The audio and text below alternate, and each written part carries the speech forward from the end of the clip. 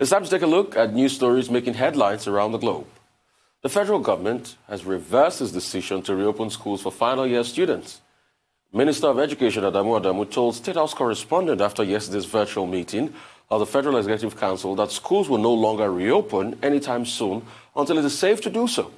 He said the final year students preparing for the senior secondary certificate examination will not be allowed to return to their classrooms.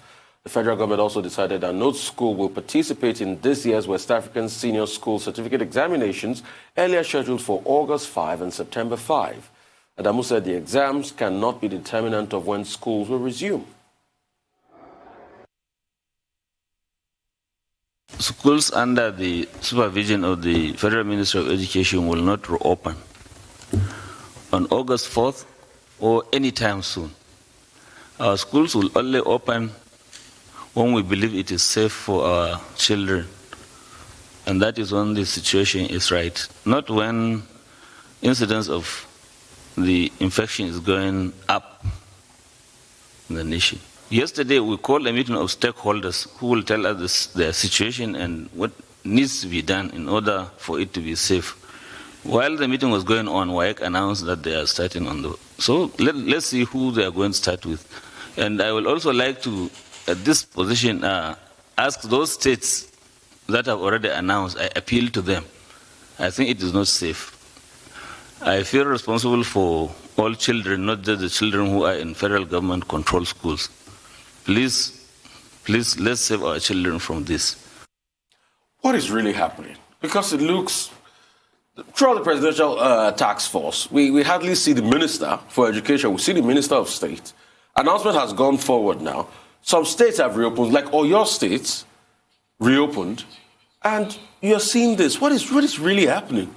Well, personally, I appreciate erring on the side of caution, especially when it comes to health and safety, and especially of our children. But it does look incredibly messy, doesn't it? Could this not have been resolved internally before making an announcement? But, I take his point. When the first announcement was made, I envisaged that since it was only graduating classes that were being allowed, then the students could be spaced out throughout the school. But maybe there has been cancelled. Maybe there's not enough teaching staff to accomplish that. Maybe there's not enough faith that social distancing protocols will be, adhered to. But what should have happened is that they should have all consulted one another before coming out to make an announcement. But here we are. Dr. Abati, mixed messaging? Well, you will recall that on Monday, Emeka Nwajuba, who is the Minister of State for Education, and who had been the person attending the meetings and the briefings of the Presidential Task Force, had announced that the West African School Certificate examination, which is the examination for SS3 students, will be held between August 4 and September 5. Only for us to now have this briefing by the Minister of Education on Wednesday after the Federal Executive Council meeting to say that no, schools will no longer resume. Now, for almost about 2-3 weeks, Emeka Nwajuba had been saying schools will resume. He had been articulating the guidelines. But of course, when he made that point, what happened was that major stakeholders within the industry, if you like, opposed it. Specifically, the Nigerian Union of Teachers, the Academic Staff Union of Universities. We even had the president of ASU, as it was otherwise known, on This Day Live, this last Sunday, to comment on the subject. And also the Nigeria Medical Association, all advised, even the prominent think tank on COVID-19, that's the ANAP Foundation think tank on COVID-19, founded and sponsored by Mr. Tedo Peterside, chairman of Stanbic IBTC Bank, also issued a statement to say this is not a wise move at this time, considering the fact that the positivity rate in Nigeria is going up. I mean, as at this morning, we have about 30,469 cases. Even across Africa, we have over 500,000 cases as at this morning, with Nigeria, Algeria, Ghana, and South Africa accounting for 71% of the cases. So it's better to be safe than sorry. So I think that at the end of the day, the federal government has listened to the voices of reason that objected to the reopening of schools. But the question to ask is, was there enough consultation? Why would the Minister of State for Education say something on Monday and then it will be contradicted on Wednesday. So it shows that this is quite untidy. And going forward, we would like to advise that the relevant authorities and agencies and departments of government should consult first. They should think first before they talk. Before they act, yes. This is a question of, acting before thinking, in my view. But I think it is all well and good that the federal government has listened to major stakeholders like the Nigerian Union of Teachers, the Nigerian Medical Association, the Academic Staff Union of Universities, and also the Adam Foundation think tank on this particular matter. Our children, it's possible to combine the exams next year. They can look at that while we make effort to address this crisis that we face. Meanwhile, yesterday, the airports reopened and flights resumed.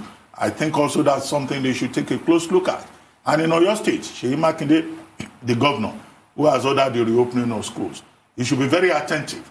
Should there be any surge in the positivity rate in that state, he should not hesitate whatsoever to shut down the schools, because we have seen that being done in Israel and also in South Korea. Even in some schools in the UK, when they first reopened at some point, they had to shut down because the rates were going up. The schools refused. The parents objected. Yeah. And on the other end of the spectrum, France, when they reopened schools, they didn't have any increases, so they were lucky. So I think it's just having a fine line as regards to this. But what you said is very, very apt, because the Minister for State for Education, Emeka Wajugu, didn't just make an announcement. He primed us for it. Yeah. He primed us for it. So obviously and that's what makes it unforgivable. No, he primed us for it. There was a lack of communication somewhere along the line, quite clearly. So how can you consider... So we would like to see better synergy, better coordination, so that government doesn't give the impression that people act before they think. Dr. Abati, don't the people deserve an apology for this?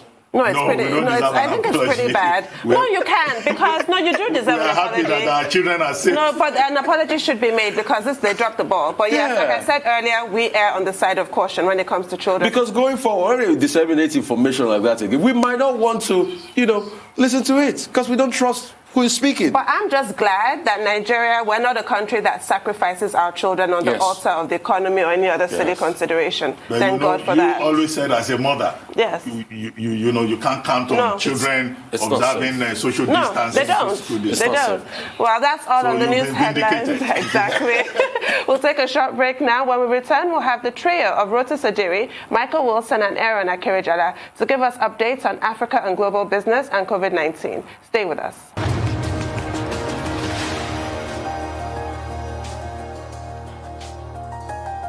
Welcome back to the morning show here on Arise News. Our ever-dependable Rotus Odiri now joins us to give us Africa Business Update. Good morning, Rotus. Good morning. Morning, Rotus. Good morning, Doctor. Good morning, Tundun. And good morning, Rufai. We kick off with the Minister of Finance. There is a forum, a consultative forum, virtual, of course, taking place tomorrow about 3 o'clock.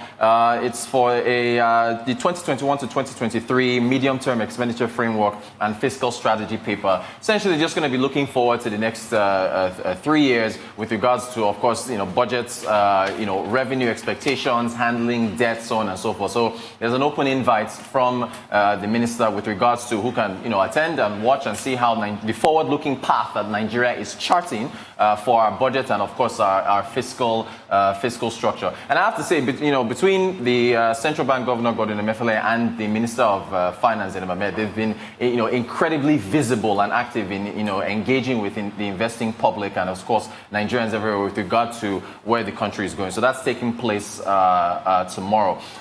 We move on to bonds. I want to talk about bonds a bit here. You're looking at the relationship between bond yield and bond price. It's an inverse relationship. Essentially, on the y-axis is the bond yield. On the x-axis is the bond price. As bond prices increase, the yields go down. So again, they go in opposite directions. I bring that up because Bloomberg has an article stating that South Africa now is paying more with regards to local currency bonds as far as debt is concerned, paying more than Nigeria. We're going to just stick to this chart for a little bit. I know there's a lot going on here. I actually wish you could be using our big, beautiful digital wall behind you guys there for this, but no problem. The two things to look at here, the red line is, these are local currency bonds now. The red line is Nigeria's 2029 Naira yield. The black line is South Africa's 2030 Rand yield. So again, Rand, Naira, the local currencies. For a while, dating back to 2019, if you can see the big gap between the two lines. That is what the yields on the two of them. So Nigeria's has been more expensive. But if you look all the way to the bottom right of the chart, you'll see that black circle showing where they crisscross. I think in technical analysis, they call it an inverse cross. But I'm more of a fundamental person than using technical analysis. But the point there is that black circle where they cross shows you that South Africa on their Rand, they are paying upwards of 9.5%, right? And Nigeria, the red line, is paying sub 9%, about I think that's about 8.5%. So South Africa is paying more for their bonds than Nigeria is. Now, Bloomberg attributed this, saying that investors are more, there's a risk-on mood with what's been going on around the world, and the Nigerian bonds are looking more attractive. However, that's not entirely correct. If we step back to October 2019, you see that aqua blue line that I've drawn from the black upwards to the red line. That was when the central bank excluded participation in OMO auctions. They excluded them and left them only to foreign participation and banks. PFAs, individuals weren't allowed to participate in OMO auctions. So at that point, October 2019, those funds that were initially going towards OMO auctions had to go elsewhere. So demand for Nigerian bonds increased. And again, inverse relationship. As the demand for Nigerian bonds increased, the price, the yield now went down, right? So that's why you see the yields now going down on Nigeria's bond. Now, there's a green arrow. If you're wondering, okay, why did the yield now spike back up again? If that's the case, if it's been going down, that green arrow that you see there is for March 2020. That was when Saudi Arabia and Russia kicked off their price war. And of course, oil prices tanked. People started getting worried about commodity-dependent nations like Nigeria, and then the yields went back up. People said, I don't want these bonds. So they started selling the bonds. The price went down, and then the yield went up. So that's more of the explanation of what we've been seeing with regards to where the funds are going. But the gist is that because there aren't that many alternatives for investors to go into, we've seen Treasury bill rates, how those rates have been falling. That is essentially the reason why the yield on Nigeria's local currency bonds have been going down. Now, while we're talking about bonds, since we're on the subject of bonds, I do want to remind our viewers that they can check out Arise Exchange every evening at 7 p.m. This is Bosun, who is our host of that incredible show. Here he is talking about Africa Euro bonds. Of course, these are dollar-denominated bonds, which are different from the local currency bonds I just talked about. But you can see him looking at Angola, Egypt, Ghana, Kenya, Nigeria, and South Africa. And even there, Nigeria has the second most lowest yield on their Euro bonds compared to Ghana, who's at 7.95. So again, Arise Exchange every evening at 7 p.m. Go through a lot of Africa capital markets and a lot of interesting conversations that take place there. Still on the subject of Africa, Kenya and the United States have kicked off their trade talks. They kicked it off yesterday. This is Robert Lighthizer. He's the U.S. trade representative. He said, we look forward to negotiating and concluding a comprehensive high-standard agreement with Kenya that can serve as a model for additional agreements across Africa. Donald Trump favors bilateral trade. The World Trade Organization prefers multilateral trade. Hopefully, if Dr. Okonjo-Iweala becomes the head of the World Trade Organization, we'll see how she works that out, if she gets the position, but we're rooting for her. But essentially what Trump is doing here, he wants to have more one-on-one trade agreements with African nations. Now, not everyone is excited about this. They're saying that with Kenya making this bilateral trade agreement with the United States, it might undermine the African Continental Free Trade Agreement because we want that bloc to move together and make agreements with the United States. But Kenya is saying it won't undermine it. They want to push ahead. Last year, 2019, trade between the United States and Kenya was worth about $1 billion. U.S. sells aircraft and other things to Kenya. Kenya exports flowers and other items to the United States. So that's kicking off, and I think they might conclude their trade talks maybe this week, or it could push into next week. And then finally, Nigerian banks, ATMs, talk about ATMs now and face masks. Due to COVID-19, with rules and regulations, everybody has to be wearing face masks. Nigerian banks are saying that, hey, if you are using a face mask while operating a facial recognition ATM, it's going to disrupt your ability to be able to withdraw money. So it was a number of banks that saying, hey, listen, you want to just take off your mask so that your face can be properly captured at the ATM before you use it. I actually think this is something that Nigerian bank. I know the environment it's expensive right now, doing business in the nation, but facial technology is something that should be widespread when it comes to ATM use for everyone. If it is possible for them to deploy them across the country. So it's as far as cyber warfare, as far as security is concerned, so on and so forth. I think that is something that should be implemented. Again, I say that knowing that it's an expensive practice, but we do have a number of banks here in Nigeria that are already utilizing the technology. So with the new normal and where we are, since masks are going to be part of our lives going forward, they're just saying, take your mask down before you position yourself in front of the ATM and take out your funds. Quick comment on this use of face masks that the banks are insisting upon. I think one of the lessons we've learned from COVID-19 is the need to further promote e-payment platforms so that more people can engage in electronic transactions. And they won't have to go physically to the banks, either to the ATMs or to the banking hall. That's the first point. The second point, of course, is that if you go around Lagos, where we live, and you check most of those banks, the banks will need to put in place protocols to ensure that there is social distancing, there is physical distancing. I see many of these banks, the ATM machines, and you just see that people are always there, large crowd, and nobody is wearing a face mask. Nobody is observing physical distancing.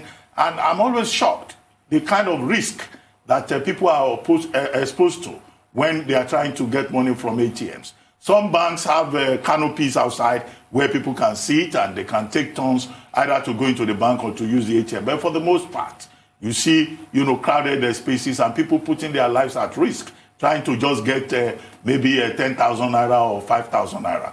And then beyond all of that, in some countries, there are laws that make the use of face masks obligatory. Yeah. I'm not aware of any such law in Nigeria yet. Maybe we need to get to that point. And finally, many of these banks are talking about ATMs. One other aspect they need to look out to consider is to dispense new notes. Yes. You go to an ATM machine, you see those people, they are collecting dirty notes. And we've been told, as part of the protocols for protection against COVID-19, that some of these dirty currency notes can also be, some kind of direct contact for COVID-19. Yes. So the banks should pay attention to all of this. While the customers have a role to play, they themselves are not doing enough. Thank you, Rotus. Thank you so much. Thank you so much. Moving on now for more business updates, we're joined by Michael Wilson from London. Good morning, Mr. Wilson. Good morning. I'll take you to Asia first, and China shares had another very, very good day. 8th session rising, helped by policy to put lots of liquidity. Also, investor enthusiasm, which official commentary warned that traders should, therefore, respect the market, manage their risks. We've got some inflation figures out of China for you, which were more or less in line, but it does show that inflation is slightly rising.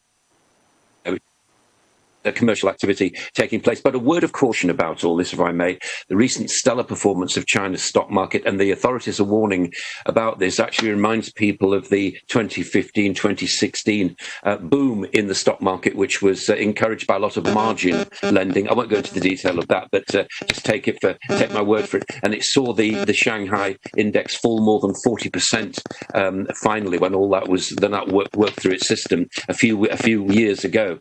So there's that to worry about, but that's the authorities are warning. Philippine shares fell more than 1% after the nation reported a new daily peak of coronavirus infections, while other Asia emerging markets just tiptoed very slightly higher on the back of what had happened in China. The health crisis hit European markets yesterday. Continental Europe came off worse. The DAX lost about 1%, CAC 40 lost 1%, and the FTSE dropped about 0.5%. Basically, traders are still monitoring what's happening in the United States to see the number of new COVID-19 cases and the rate of increase there. As of yesterday, the number of US confirmed cases, not deaths, confirmed cases, exceeded 3 million. As far as the market was concerned yesterday, USA-China tensions doing the rounds again. The decision by the Chinese government to introduce these new security laws in Hong Kong has sparked a lot of criticism, as you know, and that's actually continuing. It's really debatable as to whether the president will continue to be, the present president of the United States will continue to be tough against the Beijing administration as he comes up to the presidential election in November. On that health crisis in the United States, Oklahoma, California and Tennessee all posted big increases. States like Florida and Arizona continue to see increases too. But despite all that, the US equity benchmarks didn't really worry about that. Once again, Amazon, Apple, Netflix all set new record highs. And our friend Raphael Bostic, we've featured him 2 or 3 times this week, the head of the Federal Reserve of Atlanta, said that there may be some more fiscal support necessary. Fiscal support actually, of course, being taxes rather than monetary support, which is money, as its name suggests. We had a mini budget yesterday, the summer budget from Rishi Sunak, the US Chancellor of the Exchequer, Finance Minister, made a lot of political headlines, not a massive amount as far as the markets are concerned. 30 billion pounds worth of schemes aimed at providing assistance to the UK economy. The furlough scheme comes to an end in October, but companies will get an allowance if they employ people for slightly longer. That's trying to avoid this, what we describe as a cliff edge of unemployment. They said it will gradually come down, but whether this is just a summertime boost, only time will tell. Cut to VAT for hospitality and tourism and so on. And also, we're going to get vouchers to eat out from during August from Monday to Wednesday. We get 50% off our food bills if we go and eat out. How long that will last and whether that will make a difference, I don't know. I'm not terribly happy about socialising, even as we speak, but we'll see. Maybe the prospect of a cheap meal will get me out there. As expected, stamp duty on properties, we were talking about this yesterday, up from 125 to £500,000. Whether people actually right now want to know whether they were going to buy a property or not sure. Now, here's one for you, please. I would like your opinion about this. The World Trade Organization, 2 women in the front running for this now, 2 African women, one from Kenya, Amina Mohammed, and also one from Nigeria, who's your present finance minister, Ngozi Okonjo-Iweala. And I've interviewed her on your program before. And the thought is that at this time of crisis in world trade, we need a politician there rather than a technocrat. So that's an interesting one. It'd be very interesting to hear what you have to say about that. EU Recovery Fund. The present chairwoman of the round of the EU is the German leader, Angela Merkel, and she's been pressing for a deal. The Dutch and the Swedes and Denmark and Austria are saying, no, we don't want to throw 750 billion euro at underperforming countries. We'll lend it to them, but we don't want to make it a gift to them. Commodities, finally, gold doing extremely well, up to $1,800 an ounce because of the fact the dollar's slightly weaker, which is helping it because obviously gold is priced in dollars. The word on the street is that will go higher. You heard it here first. And at 1:30, of course, the US initial jobless claims, which may show a slight improvement in the job situation in the United States. That's your global outlook. Thank you, Mr. Wilson. So you won't be dining out for Queen and Country, not even with that £10 discount. not tomorrow, but maybe in August. You'll be the first to know if I do. Do let us know. And how does it work? Monday through to Wednesday for restaurants that have registered on the scheme. How do you know a restaurant has registered on the scheme? That's the first question. Back to you. But for me, as a Nigerian, when you look at it very strongly, I think Ngozi Okonjo-Iweala fits the bill. She's been able to navigate through the politics, the very murky politics of governance. She's got experience on the international scale, and she's also a builder. She's a chairman of Gavi, Global Vaccine Initiative. She's on the team of the African Union to fight COVID-19 and raise money. She's an enabler. She's a dynamo. She's needed for the job, and I feel Ngozi Okonjo-Iweala, with her weight and what she brings to the fore, will be able to do a better job at the World Trade Organization. So that's I agree with you. She can do all the wheelie dealing. She can. Amina Mohammed, unfortunately, this is her second time running, but I do think that Ngozi Okonjo-Iweala has more, gravitas here. Like I was saying, you would, of course, naturally expect. Obviously, from our point of view, we await that with a great deal of interest because there's a lot of navigating to do between the United States, the EU and China, isn't there? I mean, this is where a politician with that kind of experience, as you were just saying, would probably be very valuable. And we look forward to it, quite honestly. Well, of course, naturally as a Nigerian, we would support Ngozi Okonjo-Iweala, not because she's a Nigerian, but because of her experience, her intellectual heft, her experience in diplomacy.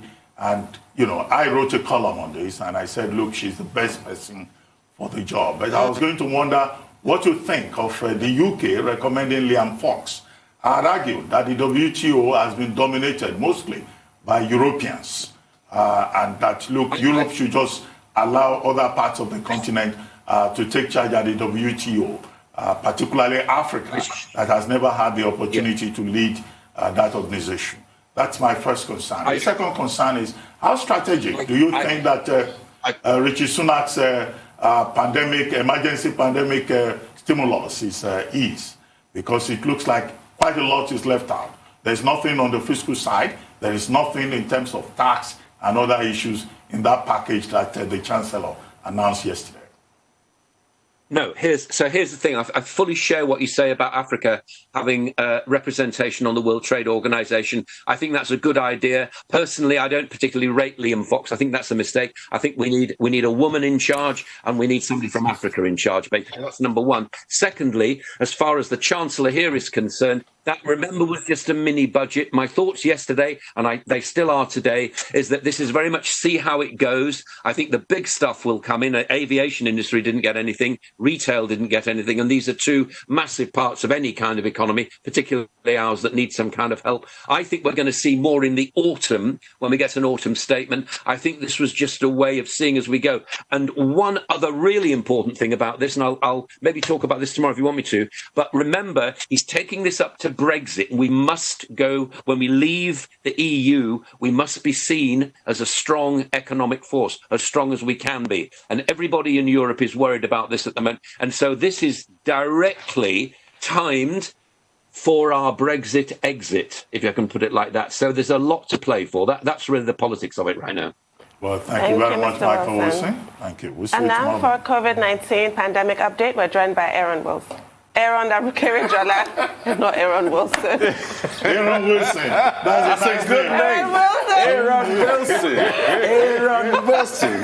All right, Tundun, as usual, always using with panache, although you mixed up my name today. So Please you see that forgive me. it does happen. It does happen when I mix yours with Layla's. Oh, It right, does happen. After all, we're all human beings. Okay, so it's payback. Thank you for that.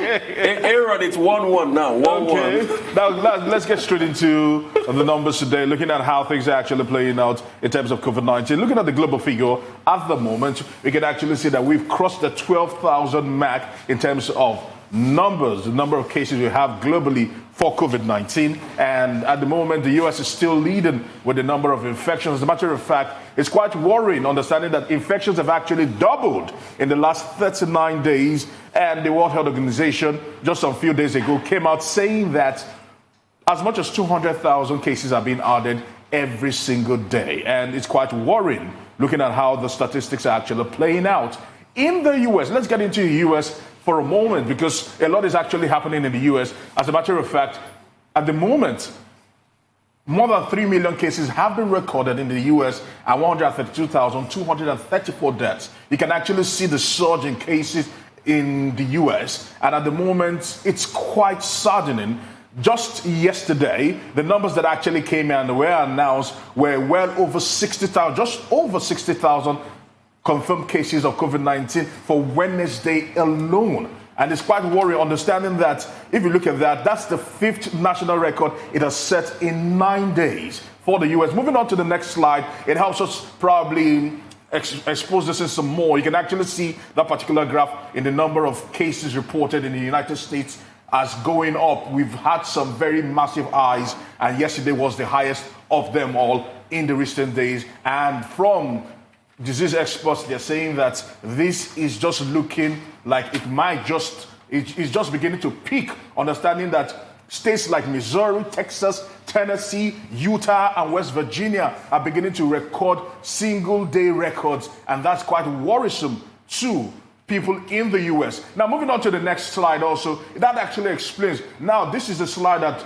President Donald Trump is hinging on, understanding that you can actually see, aside those yellow marks actually pushing up, he says that they are almost flattening the curve in terms of number of deaths recorded on a given day, but experts are actually disputing that. That's nothing to celebrate, understanding that infections are still going up, and certainly at some point we'll begin to see deaths. Now, the problem is this, as we get into the next slide, that actually explains about states. Arizona is the worst infected in terms of COVID-19 in the U.S., followed by Florida, then South Carolina. The problem that these three states had was the threshold in the U.S. by the CDC states that before you reopen your economy, you must have gone through a 14-day period whereby you saw cases dropping consistently for a 14-day period, or you are below the 5% mark in terms of positive tests received from the number of tests given. Arizona did not do that. Florida did not do that. South Carolina did not do that. Texas also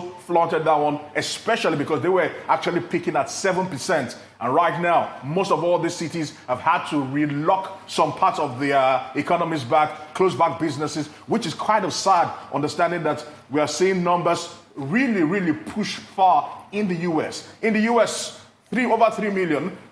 Continents like Latin America has 2.5 million. Africa has not even gotten close to 600,000. And you look at Europe, where it all started from, where the epicenters actually started from, are not even close to these numbers. So something is really going on wrong. And that is why it's saddening to find out that there has been a back and forth between the CDC, senators, and President Trump on the reopening of schools in the U.S. The question is this. It is not safe right now. We saw that play out in South Africa, where schools were opened too early and we saw infections go down. Whether or not that would happen, we would have to wait and see. But Trump is threatening that if these people refuse to go to school, fundings for schools will be cut, which is kind of grim. Now, move on to Latin America. Latin America is also experiencing major spikes. You can actually see that the darker the colors, the more the infections, so to speak. Just to explain this particular graph for you there. You can see Brazil, Peru there leading, Chile also leading in terms of infections in the Latin America region, also adding into it Mexico, although countries like the Dominican Republic, Honduras, Panama, Ecuador are also seeing major rise in cases. But these places, Brazil, Peru, Chile, up there. When you even look at the top 6 in terms of infections, they are the ones actually leading that particular chart. Now let's try to chime it in and bring it down to Africa and how things are actually playing out in Africa. Also in Africa, you can actually see that 509,584 is the number of confirmed cases in Africa. The worrying thing is this. Experts have said that it is not plausible. We are over 1.3 billion in Africa. And that means, and with these cases being recorded, there is something that is not adding up, which is just pointing to one direction and one direction alone, which is the fact that underreporting is happening heavily and under-testing is happening heavily. We know that the reason why the southern part of Africa is seeing a major surge in cases is because South Africa has gone into overdrive in terms of testing. But can we say that for the rest of the continent? The answer is no. Very few are actually testing, and most of them are even refusing to report the actual figures that are actually out there.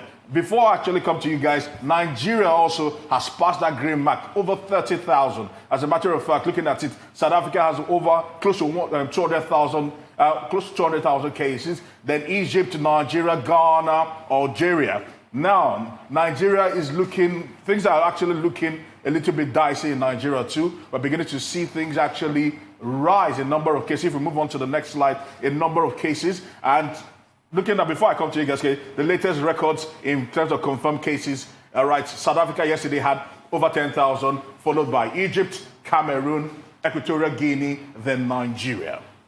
Brilliant report, Aaron. But let me just add by way of footnote. that, look, the biggest problem that we have in Africa is perhaps the lack of reliable data, in addition to the fact that not enough testing is being done. South Africa perhaps accounts for about 43% of the positivity cases in Africa because, as you pointed out, it's doing more testing. I think it was yesterday, or was it 2 days ago, that we talked about hunger. Oxfam has just released a report saying that over 120 million people are likely to die per year, as a result of hunger and famine arising from COVID-19. And then, of course, in Nigeria at last, we have the reports that every state now has reported cases of COVID-19. So Cross River joined the league table. And then finally, the United States has made good on its threat to withdraw from the WHO. I don't think that that's a good move. It poses a threat to the whole world. And, it would affect the WHO because the U.S. accounts for more than 14% of the funding of the WHO. Yes. Well, thank you.